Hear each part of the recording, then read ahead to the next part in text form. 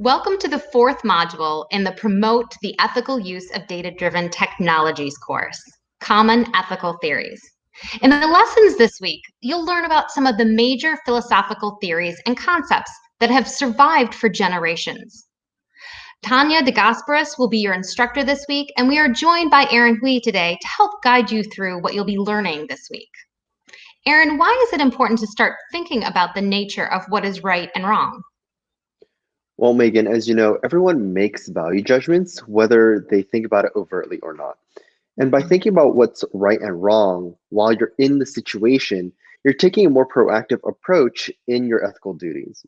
This helps establish the values and the virtues that you wish to align, such as honesty, empathy, trustworthiness, things that are very key to making the consumers trust in your ability to help them come up with solutions and make their lives easier. One thing that I addressed way back in the beginning was that it's very hard for you to come up with solutions or react to ethical dilemmas in the situation at that time. By taking these steps of thinking how you can be an ethical technologist before, you're making sure that when the situation arises, you're ready to tackle the situation and the issues that comes along with it head on while making the right decisions. It's important to take into context the different cultures that comes into saying what's right and wrong, and to make sure that we are addressing the moral relativisms and explore what the norms are when we address the issues that arise in technologies. After all, this has a lot to do with not being ethnocentric and making sure that everyone's values and opinions are addressed and all the issues are properly mitigated.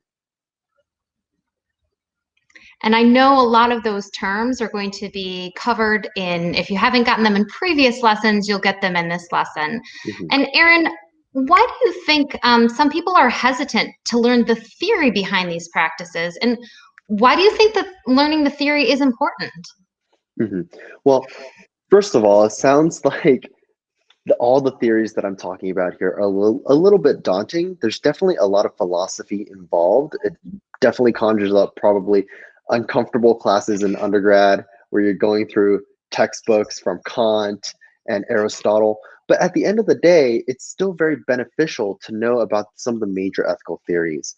As technologists, they don't have to take the entire PhD in philosophy to really understand how they can make ethical solutions happen. What they all they need to know is the major problems, the major pros, the major cons in each theory, and sort of jerry-rig a solution that they think will best address the issues that are at hand. So I think that is one of the reasons why a lot of people are hesitant, but I think that fear is a little bit unfounded. It's really more about understanding some of the major frameworks and trying to incorporate it into your own solution. Well, I know our learners are going to be so happy to know that they don't have to get that PhD in philosophy. But if you have one already, it sounds as though it will be beneficial. Definitely. Now, to wrap up this next week, can you think of a scenario in which there was a lack of understanding of ethical theory that led to a real world business impact? Yeah, so I think Renee has talked about the compass learning algorithm for recidivism, but one popular example is General Motors' ignition switch problem that caused a lot of cars to malfunction, resulting in injuries and even death. The fault switches caused, I think, 124 deaths and 273 injuries, and GM was finally brought to court.